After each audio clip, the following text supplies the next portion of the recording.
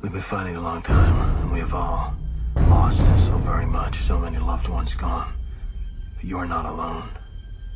There are pockets of resistance all around the planet. We are at the brink. You have no idea how important you are. If you're listening to this, you are the resistance. Ave Maria Stella Dei Mater Alma ad semper Virgo Felix Teli porta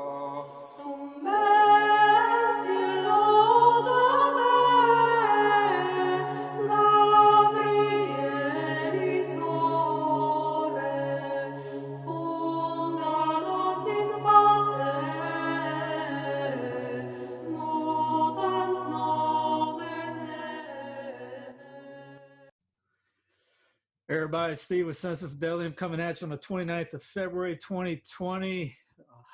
It's not hump day. It'd be leap year day, I guess. I'm with Father Daniel Heenan of the Fraternity of St. Peter down south of the border in Mexico. Father, glad to have you on here. Thank you very much. Good to be here. Could you give us a little background on, or just a little conditions of your missions down there in Mexico, in Guadalajara and Mexico City, if I'm correct, and just a little brief overview of the situation? Or you're working in? Yeah, so the Fraternity of St. Peter has, we have apostolates in Guadalajara and Mexico City. Been in Guadalajara for just over 11 years now. Mexico City started later, and we've seen a lot of good growth down here. Traditional Mass is still rather small compared to the U.S. It takes a little bit longer to catch on.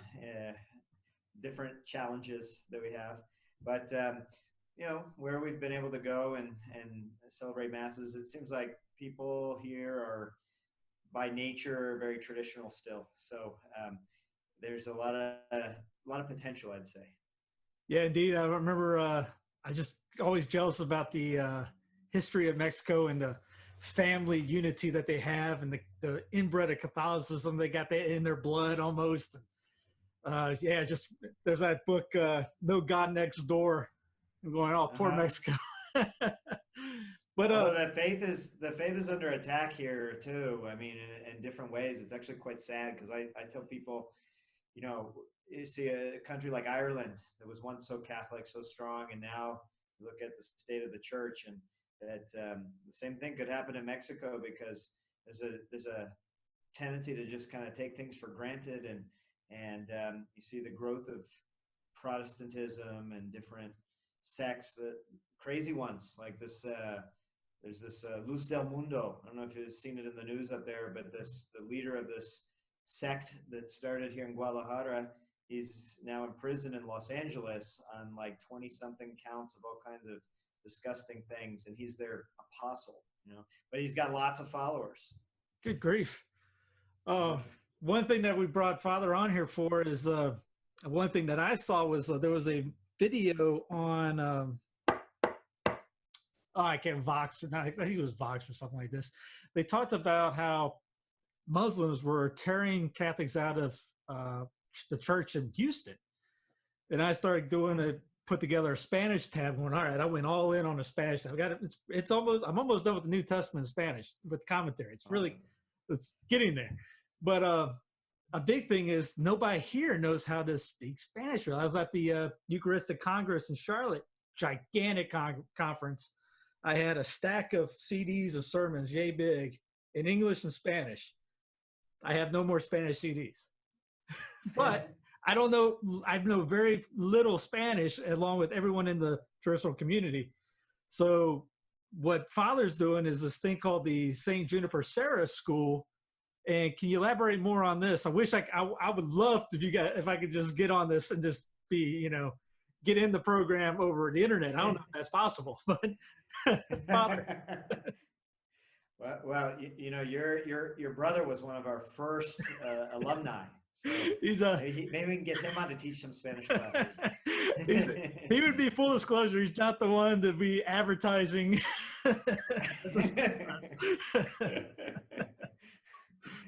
So we started a immersion program down here a couple of years ago for priests and seminarians, so that they can be immersed in the language, knowing that, you know, we have this great influx of Spanish speakers in the U.S.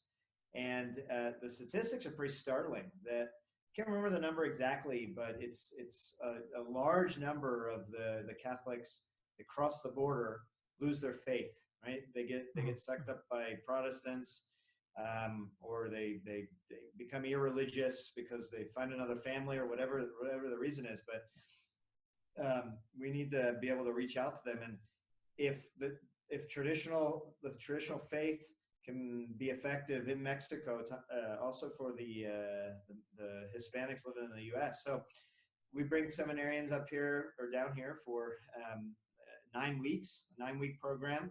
They live in Casa Cristo Rey, and they get 4 hours a day, 6 days a week of Spanish immersion, but also all the participation in the parish, different apostolates we have, missions. They're part of a week-long mission where we go door to door, and they have to, like, trial by fire. They got to go evangelize with the Spanish they've learned. Yeah, everyone who's participated has really loved it. So I think it's filling a need, because dioceses, for instance, are sending seminarians different places to learn Spanish. But one thing we noticed that motivated us to do this is because we run into them here in Guadalajara. They get sent to go study Spanish, but they have no structure, right? So they might be living with a family taking classes, but they have to find out where they're going to go to Mass, you know, to get involved in apostolates, whatever. They're just on their own. So we thought, why don't we give them a seminary sort of structure, and a full pastoral experience. Yeah, makes sense. So it's not just for the fraternity; it's for all diocese seminarians, priests that are currently already ordained too. Yeah. So we've had a couple of priests come down, and we kind of try to tailor the schedule for them, because it's hard for them to get 9 whole weeks. Yeah. So they can come at a different time, and we can tailor make it for them.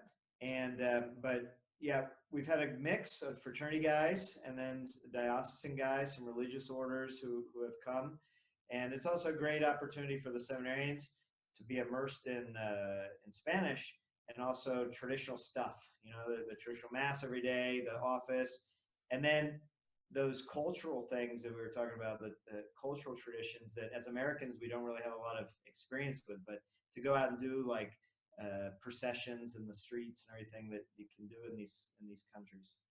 Yes, if you go look on, I think it's FSSP Mexico on Facebook, and you'll see the photos of the processions, and sometimes they have videos of it too. It's incredible how many people you get doing this. I mean, it looks like there's hundreds of people in the streets with you.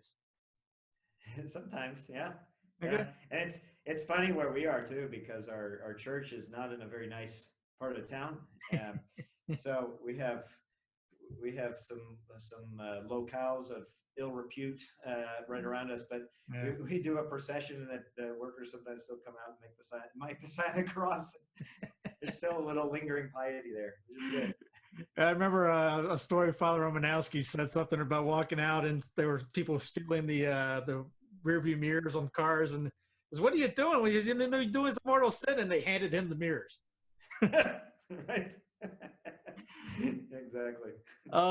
What's I guess what would be the biggest obstacle, and I don't know, what would be something like objections that you would hear from the priests or seminaries why they can't make it down there, and easy ways to overcome those to get to the school? Yeah, well, some people are scared of getting sick. So getting sick is a part of life in Mexico, but usually it's not that bad. You get a little Montezuma's revenge, but then he calms down and get on with life. I think there's some legitimate fears about the safety in Mexico. So I always have to dispel those worries, because yeah, like any big city, there's dangerous parts, but if you're smart and have common sense, then you don't usually run into anything grave or anything startling. So, I mean, we've really not had much of a problem with any sort of safety where we are, and with language learning in general, the key is you can't be afraid to be stupid, right?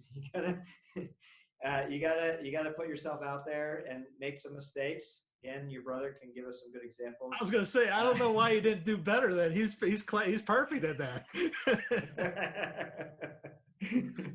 None but love for you, Mike. None but love for you. No, but if you can be a little bit outgoing and not be afraid to make a mistake, which we who live here do it all the time, even still after many years, then you learn quickly. Some call it humility, or just be Mike. You have a photo of him in the background. Be like this guy. Does it cost anything to tuition-wise? Is there a tuition for the program, or? Yeah, it's on our website. I should have had it right here. I think I think the price is around $6,000 for the 9 weeks, which includes the room and board, your tuition for the classes. So, as I said, it's 4 hours of lessons in small groups, to usually 2 to 4 people, plus opportunities for extra tutoring a couple of times during the week. The price includes a number of great trips. So people who come down here get to visit Cristero Saints. Mm-hmm. We have a trip to Our Lady of Guadalupe. We usually include a trip to Tequila, not a pilgrimage, but it's also worthwhile. Mm-hmm. And a great experience overall.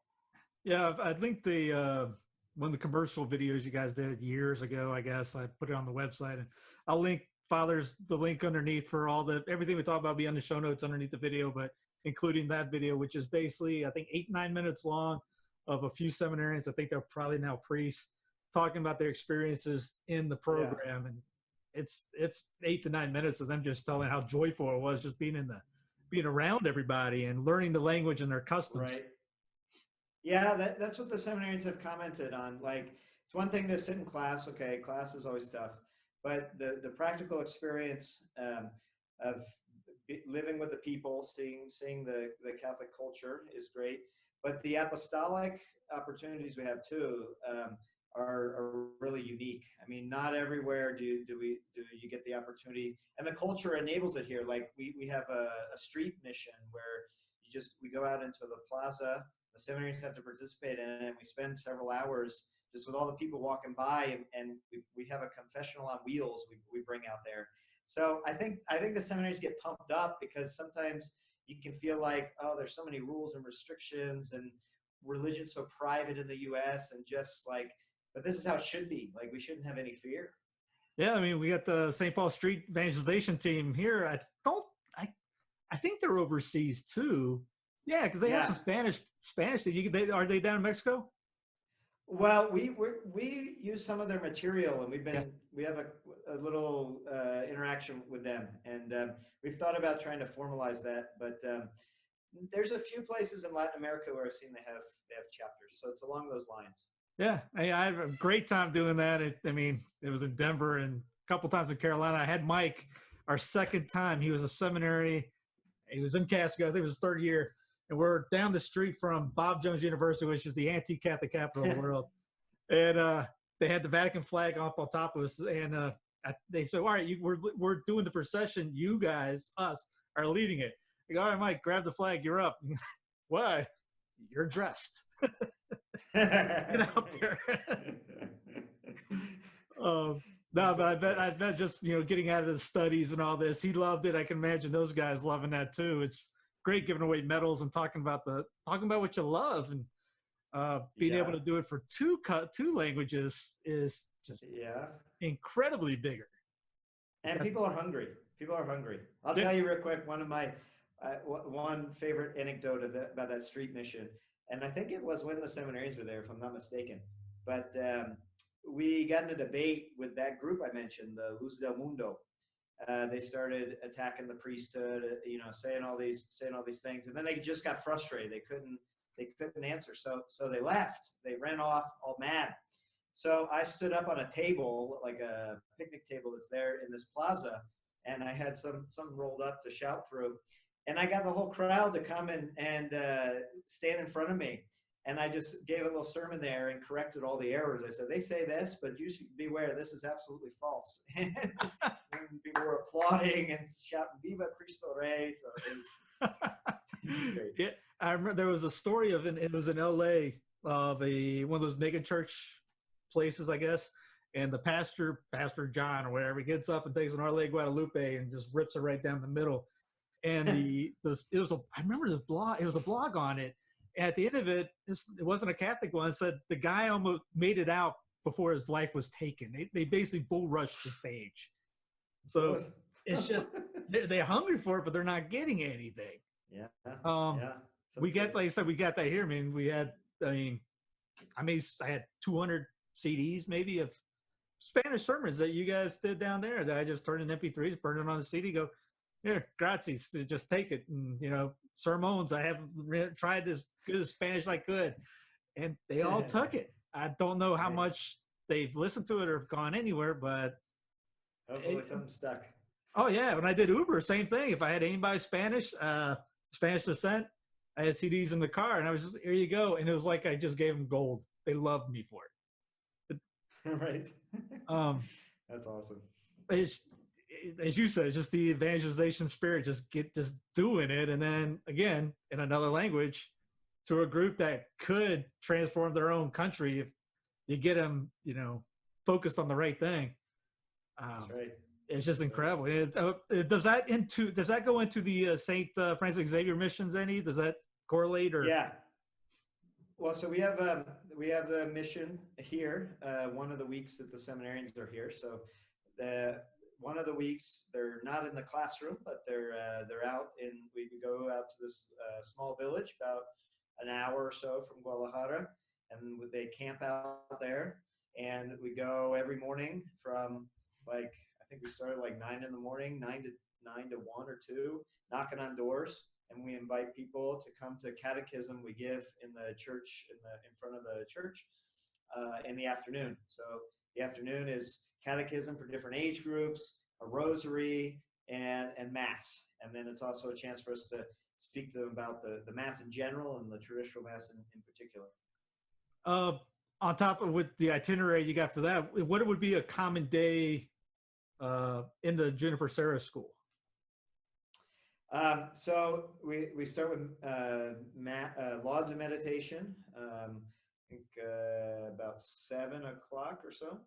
So up at prayer first, and then we have breakfast, and then classes start around 9 or so. And so there's 4 hours of classes, and they're divided in groups according to their abilities. And then the afternoons vary different days. So one day we'll have Apostolate, for instance. Another day there'll be an opportunity to take a tour or some sightseeing. Another day we have we schedule at least once a week dinners with families. So that's another way they get to practice the language. We get invited over to parishioners' houses, and they have to speak. And then periodically on the weekends we're organizing trips. So we'll go to another town or visit a shrine or something.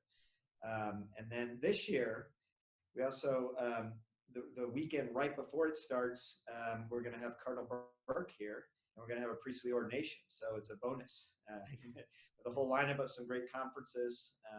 We'll have simultaneous translation, English, Spanish. So even if they're arriving here without having learned it, without knowing any Spanish yet, they can still follow the conferences. As I'm putting together that Spanish Bible, I can read it. I just wish I could. What is that in the Matrix? Stick it in the back of my head and plug it in. I'm like, come on. Helping wise, do you guys need? I'm sure you guys need funding and things like that. Do you need materials? If so, what? And if where can they get that to you at, or when can they send it to you? Well, so we can usually we get shipments to the seminary, to Our Lady of Guadalupe Seminary, because then we can bring stuff down. It's cheaper than shipping it. So and since the seminaries come from there down here, so we're always happy to have donations for those street missions and the St. Francis Xavier mission. So any sort of sacramental, rosary, the more the better, because people just eat that stuff up. As far as our program goes, we would love to have people who want to sponsor a seminarian, for instance. That helps a ton. And we're doing some accommodation to our house here. So the program is housed in Casa Cristo Rey, where we also receive candidates discerning their vocation from Latin America who hope to go to the seminary. And we're growing. This year, we had 16 candidates come on our vocation retreat. I think I mentioned to you in an email, like 4 of them, when I asked them how you heard about tradition, they're like, Sensus Fidelium. So thanks for putting that stuff in Spanish. Oh, that's awesome. Yeah. So we're trying to do a few little adjustments to the house to make it fit more people. Like our dining room's a little small, so we need to expand it. So very grateful for the help, and it helps directly priestly vocations. Amen to that. Yeah, I tell everyone, if they want to get sacramentals, go to the St. Paul Street Team store. It's cheap in bulk, and they're great quality is fantastic. And yeah, as Father said, ship it to the seminary. Put the an ATA attention, Father Heenan, and go that route. More rosaries, miraculous medals. Buy the necklaces that they sell too. So they can put the necklace with the medal, so they can go ahead and put it over their neck. You go ahead, save them a time. Just give them a medal, and then they don't have anything to put it around. Yeah. And you can put my email with this. Someone wants to contact me directly and ask about needs we have, and be happy to. Yeah. Yeah, very good. What else? Anything else you can think of off the top of the head? I'm pretty much out of questions on my end. Well, pray for us here. Yeah, we appreciate the prayers, because we're kind of in beginning stages of the traditional movement in many ways here. So it's all exciting, and there's lots of possibilities. We have our own little difficulties, lots of misunderstandings still, but we appreciate the prayers, and we hope to have a lot of vocations coming out of here too. Here's one I just thought of: translations. As a culture, do they like reading? 2, are there book titles that aren't translated? I know there's a free book thing on the web, but most people like the books. Are there books that you would love to see translated that aren't in Spanish? Oh, there's tons. Because resources about the traditional Mass, for instance, are very few. But I'll tell you, we're working on a project already. There'll be more information soon, because some seminarians are working hard on this. But we're in collaboration with a publishing house to start translating lots of books, and we hope it'll eventually go both ways, because there's also some older resources in Spanish that aren't available in English. So, for instance, I think we should see soon. You may know about the book Treasure and Tradition, great picture explanation of the Mass. Yeah. So that hopefully soon will come out in Spanish. Oh, fantastic! Yeah. If you got any ideas too that you can think of, I know people that are very fluent in Spanish. That if you say, "Hey, can you translate this for you?" I'm sure they could bust that out for you as well as what you got going on right now. Nice. Thank you. Yeah, Father, no, appreciate it. So all the links we're talking about, his email address, etc., will be below in the show notes. Please click them up, help them out, prayers, funding, you name it, sacramentals.